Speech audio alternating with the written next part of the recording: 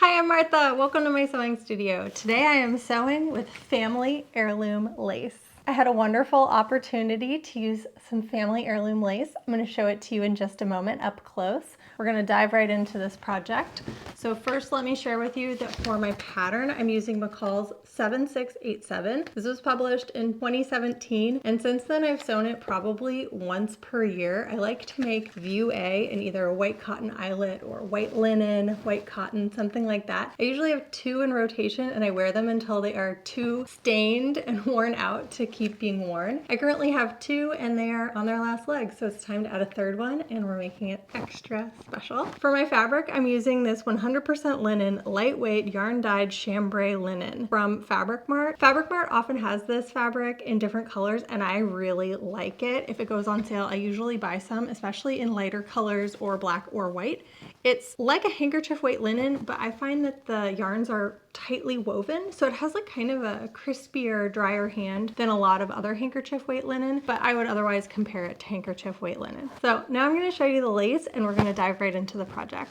Lace made by Boone's grandmother, 1990s. So Boone is my dad and his grandmother is a woman I called Sito. Sito is usually what Lebanese people call their grandmother. So my dad called her Sito and I also called her Sito, but she was my great grandmother. And she taught me how to crochet when I was little. She was a very wonderful woman. One of her gifts that she loved to give people as a special present was a set of sheets with hand crocheted lace. So she would make the lace to go on the edge of a pillowcase, which is what these are. And when the pillowcases wore out, my mom would cut the pillow off and save the lace. And she just gave these to me recently and said, you know, use them to do whatever you'd like with them. And they really took me back in time because she taught me how to crochet just like this. She used to tell me, you'll be really good at this because you have small fingers.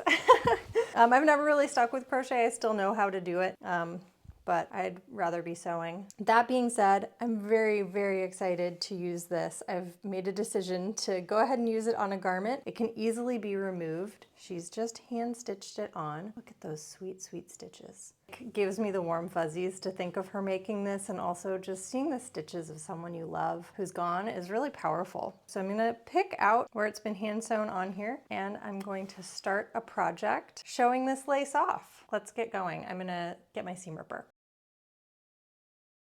Shout out to my Sito for applying this in the most chaotic way. Okay, so she made these strips and then she joined them in the round. And on this one, this is either where she cast on or cast off. It's a little bit tight, that's fine. And on the other side, I did a really good job of taking it out except for right here. So we're gonna get to that, hang on. Let's take a quick look at my pattern tissue before we dive in. In Big 4 patterns, pretty much throughout time, I tend to cut out a size 12. I'm noticing that for this one, I kind of blended. Some areas are cut at size 12, particularly through the shoulder, and then out to 14, kind of towards the hip. But you can see the grading is quite small here. And this is the kind of pattern that has enough seams that you can sort of change up your fitting through all your seam allowances by making them a little bigger or a little smaller. I wear this blouse a lot, so I'm very comfortable with the fit as I've cut it out. And then I've made myself this note, pinched out 1 inch on fold, try it. And that's for a hollow chest adjustment on the fly. And then I've lowered the center front neckline a 1/2 inch, and I would say I could lower it another 1/2 inch happily. That's it, that's my only modification. I did notice there was a printing error. This says side front, but it's the side back. So I'm working with 4 pattern pieces here, plus my lace, and I'm gonna start things off by making it a little bit more complicated. All right, here's one of the versions of this top that I've made before, and I apologize, I didn't button up the back, so it's looking a little bit crazy here. This typically has a flounce that comes into the princess seam. It's really beautiful. A circular flounce is different from a ruffle. As you can see, it has this curved shape to the outer hem, and when you straighten it out you get this lovely flounce. It hangs really well and I like how it's drafted. But in this version I'm going to replace the flounce with my Sito's lace, like so.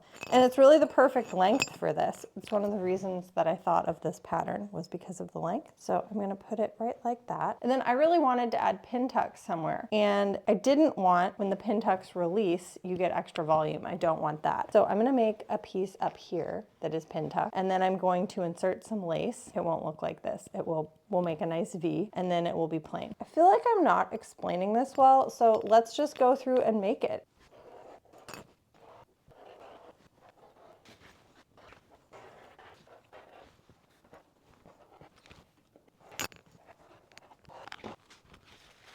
cut out all of my pieces except for the center front, and I took this scrap that I had left over after cutting out my other pieces. It's kind of the perfect size for this. I want to make basically a pattern piece from this line I drew up that will be pin tucked. So I'm gonna go ahead and make myself a panel that's pin tucked and cut this out of it. Personally, I prefer to just make a pin tucked panel. I think I would like my tucks to be 1/4 inch wide. So a 1/4 inch tuck takes up a 1/2 inch of fabric. So I'm gonna go ahead and mark this, and then I'm gonna get right into sewing.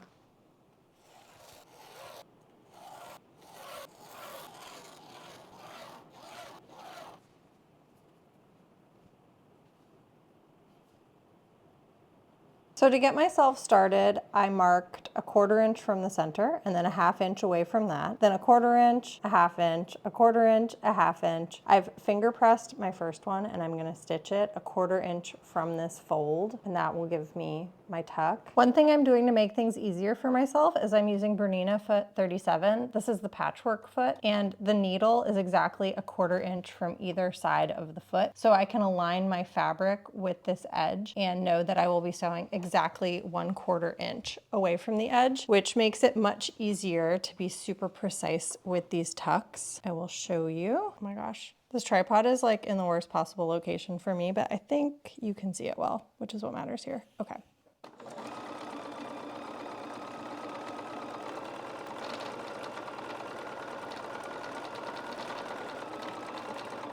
This went really fast. I just sewed 15 tucks. So let's take a look at this with my pattern piece, remembering that my center front is not the edge of this tuck, about a 1/4 inch over. So there we go. I'll be cutting along this line, well, with seam allowance, so everything fits. Now it's time to do my tucks on the other side. I tend to fold and finger press and then sew one, and then I press it with my iron. And while I'm at my pressing station, I go ahead and I press this crease for the next one, and then I sew it, and then I go back to the iron. So for me, it's a lot of back and forth, and some people like to just sit down and sew them all and then go to the iron. I just don't like to do that.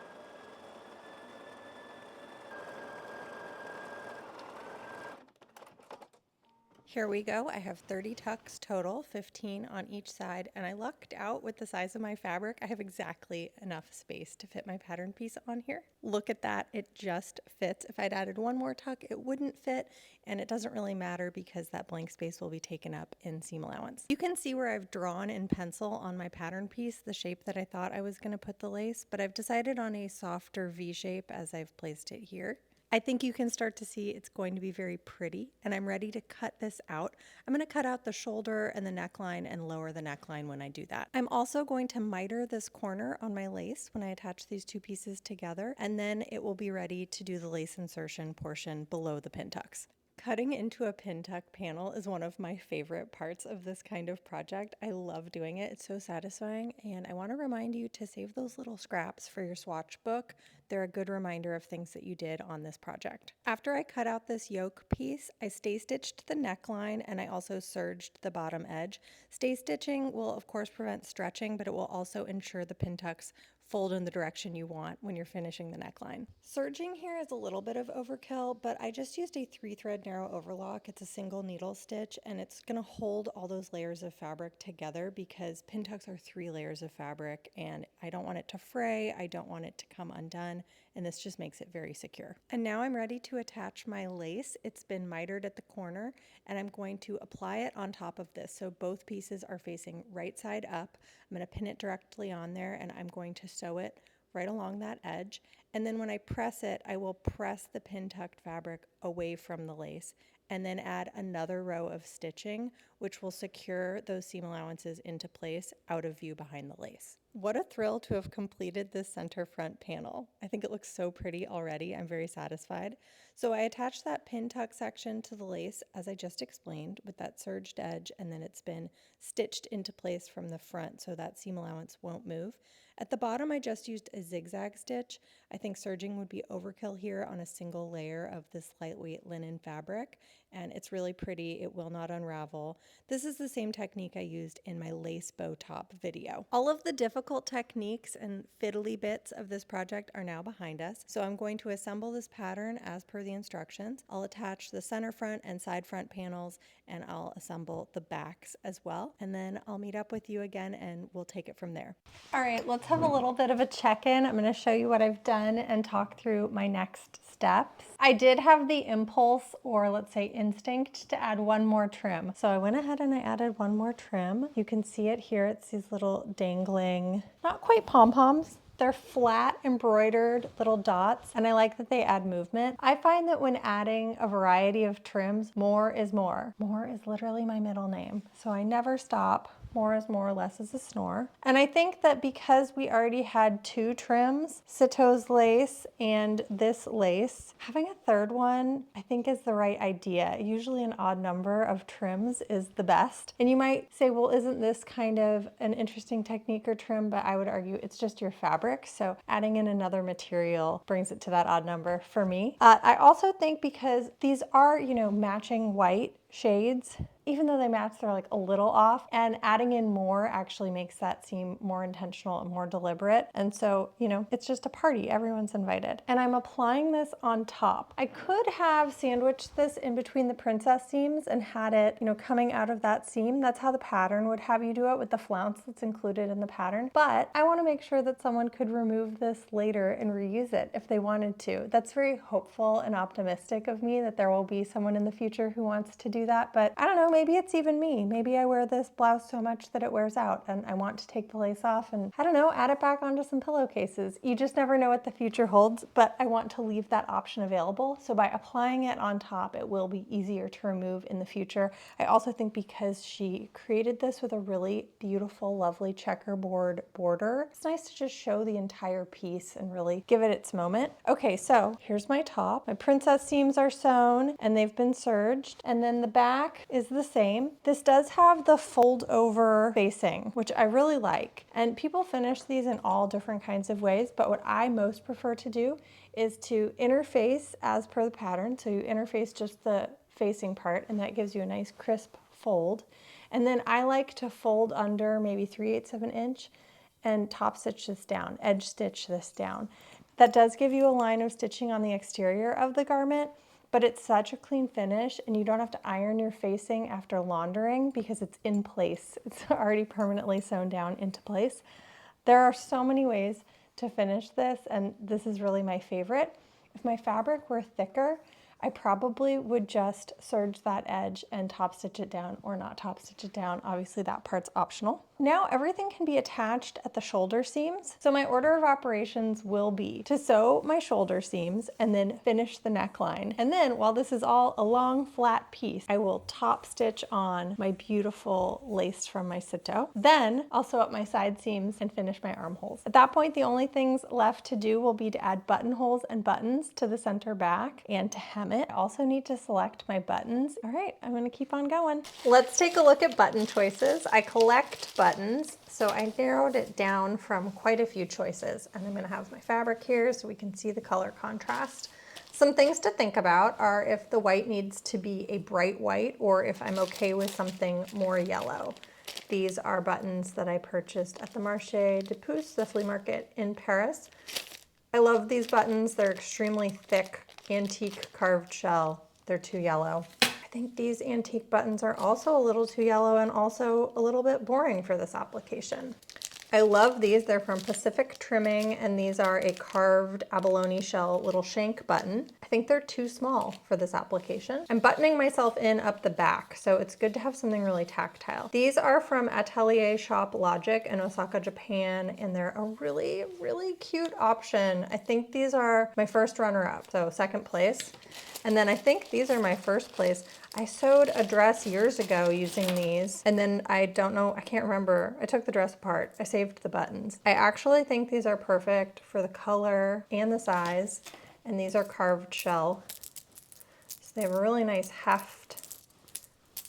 They stay cold. Oh, they're so beautiful. I think it's gonna be these. Here we have the center back of this, and this pattern comes with a button placement pattern piece. I don't usually use these because they're reliant on you using the size of button that they've dictated. For example, if I wanted to use a smaller button, I might make them more frequent. I also, even with the size of button I'm choosing, I think they could be more spaced out. If I'm changing it up, I'll use this tool. It's a button spacer tool, maybe something like that. I have a strong preference for buttons with 2 holes, not 4, and I like them to be placed with the holes horizontal, not vertical. I think this is probably the spacing that I'm gonna like, but I'm gonna take a break here and come back with fresh eyes.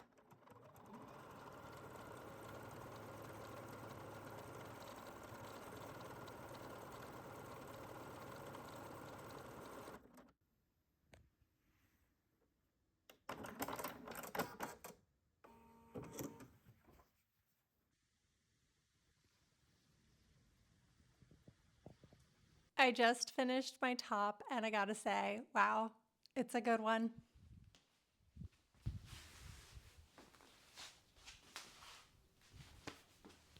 It came out exactly to my vision. I'm so pleased, like so pleased. Actually, even better than my imagination because I added this extra trim. I wasn't initially planning on adding anything other than the pin tucks.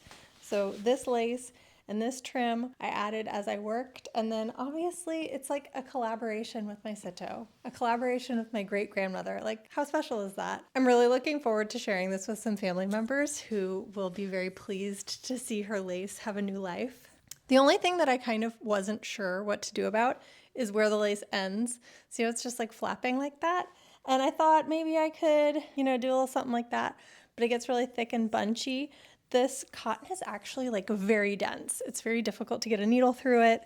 It's kind of a hard fabric. And so I just folded it under and did a zigzag stitch, but I didn't cut anything. I wanted to keep these lengths as intact as possible. So I did that, and they do flap around, and I thought I could tack it down, but it doesn't really bother me. Probably gonna wear this tucked in. And honestly, I'm wearing my gardening pants right now because I'm gonna go garden, but I have jeans that come up even higher waisted, and I think that's what I would pair this with, like blue jeans, and it's tucked in right to there. I think that's perfect. The back is great. I can button myself pretty easily with these large size buttons. I can reach everything. Thanks so much for joining me on this sewing adventure today of using a family heirloom to make myself something I can wear all summer long. If you enjoyed this video, please like and subscribe. I will also link both my Instagram and blog in the description box below, as well as a link to all my favorite shopping notions and stuff like that. I'll see you guys soon. Bye.